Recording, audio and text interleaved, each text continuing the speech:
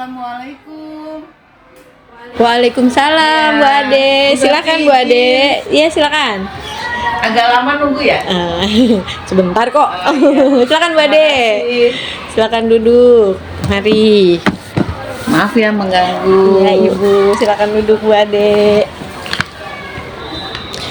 Assalamualaikum warahmatullahi wabarakatuh. Perkenalkan, saya Septi Purwandari. Saya guru dari SDN Ceger 02 Pagi. Hari ini saya ditemani oleh rekan saya yang bernama Ibu Ade Siti Khadijah. Bagaimana kabarnya Bu Ade? Alhamdulillah, senang bertemu dengan Ibu Septi hari ini untuk bincang-bincang tentang kegiatan pembelajaran di sekolah. Betul Bu Ade. Jadi tujuan pembuatan video ini adalah saya akan melaksanakan aksi nyata Bu Ade untuk modul 2.3. Saya minta waktunya nih Bu untuk melakukan percakapan praobservasi. Apakah Bu Ade bersedia? Insya Allah Bu. Oke, baik. Yang pertama ingin saya tanyakan Bu Ade adalah tujuan pembelajaran Bu. Tujuan pembelajaran Bu Ade untuk esok hari apa ya Bu? Kalau saya boleh tahu. Ya baik Bu. Besok itu karena terkait dengan bahasa Indonesia, mata pelajarannya di jam pertama, saya sudah menyusun modul ajar untuk kegiatan pembelajaran besok.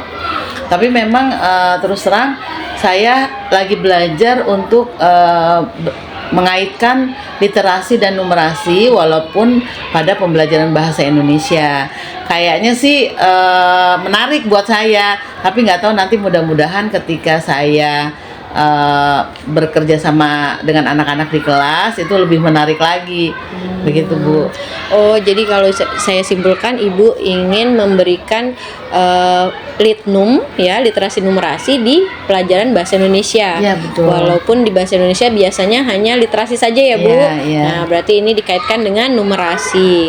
Lalu untuk area pengembangan yang akan Ibu hendak capai, Ibu ingin capai anak-anak baik Bu. adalah. Jadi sebenarnya dalam pembelajaran besok itu tujuan yang akan dicapai itu kan akan ditayangkan cerita pendek ke anak-anak, karena anak-anak tuh kalau visual itu lebih menarik ya, mereka lebih interest, lebih fokus gitu di gambar-gambar dan warna-warna yang bagus gitu ya. Jadi saya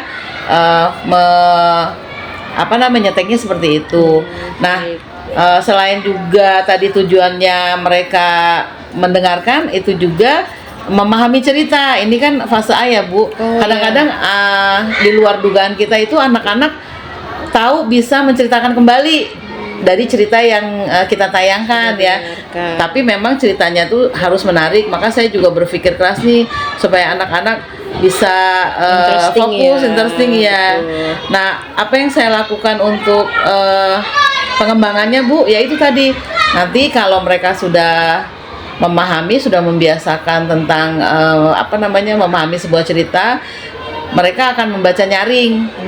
Bentuknya kita pinjam buku dari perpustakaan, terus mereka juga bisa memahami bagaimana cara intonasi panjang pendeknya, lalu ekspresi. Jadi kalau anak-anak menceritakan tentang tokoh yang jahat, mereka boleh aja berteriak misalnya, "Hei kamu!" gitu. Jadi saya tayangin dulu nih videonya. Kalau di video itu ada seekor serigala yang galak misalnya, nanti mereka kan akan merespon, oh kalau tokoh yang galak intonasinya kayak begitu, ekspresinya juga seperti itu. Jadi kemudian saya juga untuk keterampilan bercerita Melatih ya Bu. iya, jadi tidak semua kan cerita itu harus disampaikan dengan yang sama. Ada anak-anak yang alur depan dulu, terus alur belakang atau tengah gitu. Nanti maka saya akan menggali kemampuan anak-anak untuk menceritakan kembali sesuai dengan versinya masing-masing. Nah, yang paling menarik adalah saya akan berusaha mengintegrasikan antara literasi dengan numerasi. Kalaupun di bahasa Indonesia itu literasi udah semuanya, tapi gimana caranya numerasi itu bisa kita kembangkan dalam pembelajaran bahasa Indonesia. Gitu Bu. Sangat menarik ya Bu Ade ya. Saya sampai wah, kebayang gitu besok itu akan seperti apa. Jadi yang bisa saya simpulkan, ibu akan memberikan banyak gambar. Setelah itu anak dilatih untuk membaca nyaring. Setelah itu mereka belajar untuk bagaimana membedakan intonasi antara intonasi yang antagonis seperti itu dan yang lainnya. Lalu mereka juga untuk dilatih untuk menceritakan kembali. Jadi ada banyak hal yang hendak dicapai oleh Bu Ade ya.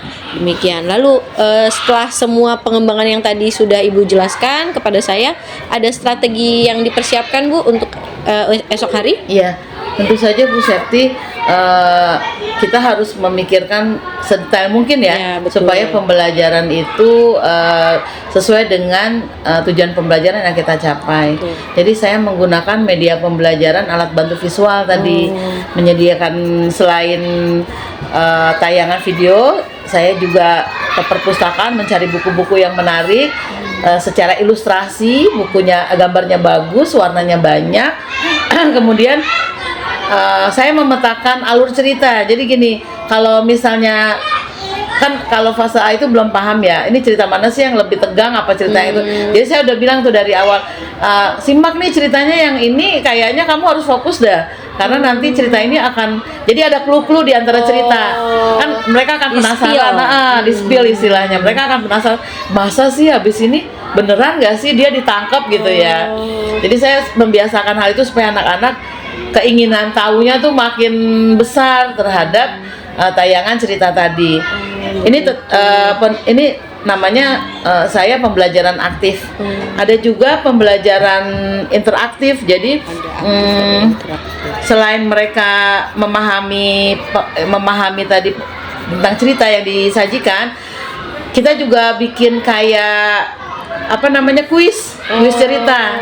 Jadi penggalan cerita nanti ditayangkan, terus setelah ini ngapain ya? Misalnya nih cerita kemarin itu kura-kura, waktu kita literasi. Jadi kura-kura berjalan lambat dan dia beristirahat di gitu, kan menggali lagi ingatan mereka tentang cerita itu. Walaupun menariknya Bu Septi, kadang-kadang anak-anak out of the box ya. Mereka beristirahat di sungai, padahal nggak ada sungai gitu, adanya pohon ya. Ya nggak apa-apa sih, imajinasi anak-anak ya, kita harus support, harus follow upin juga nggak apa-apa, karena kita ketahui nggak ada sungai, adanya pohon gitu ya. Nah terus kemudian selain tadi kegiatan interaktif, saya juga menggunakan integrasi numerasi nih, yang paling penting. Misalnya berapa lama sih kura-kura sampai di garis finish gitu, kan itu jarak ya. Mungkin anak-anak akan mengatakan 1 jam kayaknya Bu, atau nggak berapa lama setelah kelinci, kan ada bahasa-bahasa numeratif di situ ya.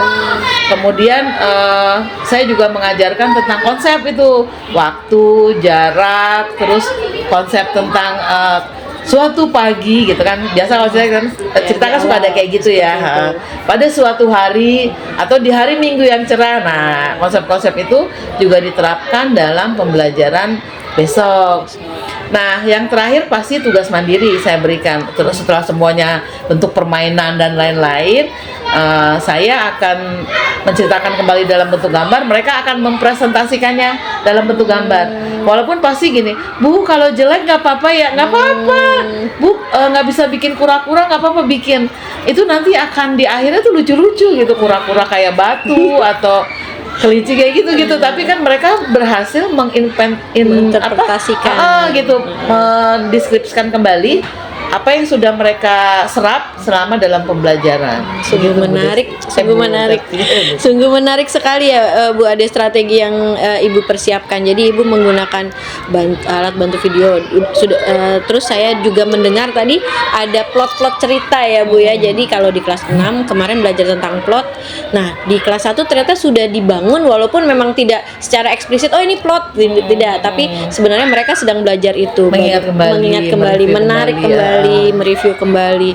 Terus yang saya catat juga tadi ada Ibu menjelaskan tentang pembelajaran yang aktif dan interaktif. Jadi anaknya aktif juga interaktif terhadap Bu Ade. Terus yang saya ambil kesimpulan juga adalah bagaimana tugas mandiri ini bisa mengekspresikan diri anak tersebut, bagaimana mereka menyerap, bagaimana mereka menginterpretasikan hasil yang dia serap ya Bu Ade dengan kemampuannya. Sungguh menarik sekali Bu Ade. Yang terakhirnya nih, ketika semua udah selesai, nanti beberapa kelompok akan dibentuk dan mereka akan meresum kesan moral apa, kesan-pesan moral apa yang disampaikan dari cerita tersebut.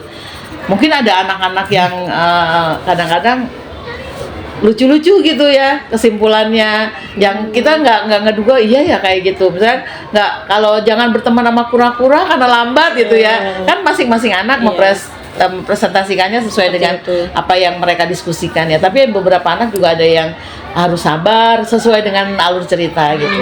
Jadi saya udah merancang kegiatan dari awal sampai akhir, itu menarik gitu. Kayaknya saya juga nunggu di awalnya nanti akan seperti apa, sampai di akhirnya saya menunggu nih nanti seperti apa akhirnya gitu. Berarti diakhiri dengan pengambilan kesimpulan tentang pesan moral dari cerita tersebut. Masya Allah, saya sudah tidak sabar nih Bu Ade untuk mengikuti pembelajaran Bu Ade besok. Lalu yang terakhir adalah saya ingin menanyakan skala nilai nih Bu Ade. Menurut Bu Ade, pemahaman anak peserta didik Bu Ade di kelas itu ada di skala berapa? Lalu harapannya akan ada di skala berapa? Karena ini masih basically ya, dan tahun ajaran juga belum berlangsung lama, jadi kami di minggu-minggu pertama tuh biasanya memakai baik, sangat baik, cukup, dan kurang. Karena kan anak-anak itu juga bervariasi bagaimana mereka menerima semua informasi tentang apapun. Kadang beberapa anak yang berkebutuhan versinya dia, tapi karena versinya dia begitu ya, saya akan memberikan skala baik karena versinya dia gitu ya. Jadi semua anak-anak peserta didik mendapatkan keadilan sesuai dengan kapasitas mereka, kemampuan mereka. Baik Bu Ade. Oh, berarti disesuaikan lagi secara tidak langsung. Ini berarti berdiferensiasi ya Bu Ade ya. Saya sangat excited sekali nih. Lalu Bu, saya izin ya Bu untuk besok bisa masuk ke dalam kelas Bu Ade. Senang banget. Saya juga penasaran. Kemarin saya isi MPLS juga ternyata seperti itu ya. Memang dunianya mereka itu sepertinya saya rasa Bu Ade sudah masuk ke dalamnya gitu. Itu merupakan, menurut saya itu seni yang sangat tinggi Bu Ade. Saya belum tentu bisa memasuki dunia tersebut. Lalu Bu Ade kalau boleh tahu kira-kira jam berapa saya bisa masuk Bu Ade besok? Besok kami di Bahasa Indonesia di pelajaran pertama setelah pembiasaan. Baik, siap. Pokoknya kami juga antusias nih. Nanti aku kasih tahu ke anak-anak, kita akan kedatangan guru tamu nih. Kita selalu bilang kita tamu karena semua yang masuk ke kelas adalah tamu.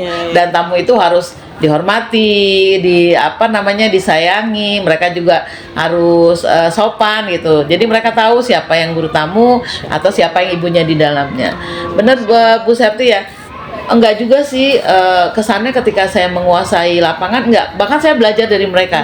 Beberapa pola mereka itu saya rangkum, oh ternyata modelnya seperti ini dan saya harus masuk ke dalamnya seperti ini. Jadi Masya Allah ya, semua yang ada di apa yang kita lakukan itu adalah banyak pembelajaran di dalamnya. Bukan berarti kita lebih baik, tapi ternyata kita masih terus belajar karena perubahan terus ada kan gitu. Bahkan saya komunikasi dengan guru kelas yang satunya, kelas 1B, sama ternyata isi pikiran kita sama. Untuk kali ini kita harus lebih fight, mental kita harus lebih ini, dan itu didukung oleh pengalaman tadi yang di belakang. Mudah-mudahan deh semua guru-guru juga harus punya mentalitas yang sama seperti Bu Ade ya, dimanapun dia diberi tugas ya, dia bisa melakukan secara maksimal gitu ya, mengoptimalkan apa yang dia miliki. Baik Bu Ade, segitu yang bisa saya tanyakan di observasi kali ini. Terima kasih atas waktunya. Mudah-mudahan besok kita selalu dalam keadaan sehat, amin. Bisa menyelesaikan di observasi dan di pasca observasi serta refleksinya. Terima kasih banyak Bu Ade. Terima kasih juga atas waktunya dan kesempatannya. Sampai jumpa besok. Terima kasih. Terima kasih. Saya izin ya. Ya, terima kasih. Assalamualaikum. Waalaikumsalam. Terima kasih Bu Ade. Baik, demikianlah sesi pra observasi dari saya. kegiatan observasi esok hari. Salam, terima kasih. Wassalamualaikum warahmatullahi wabarakatuh.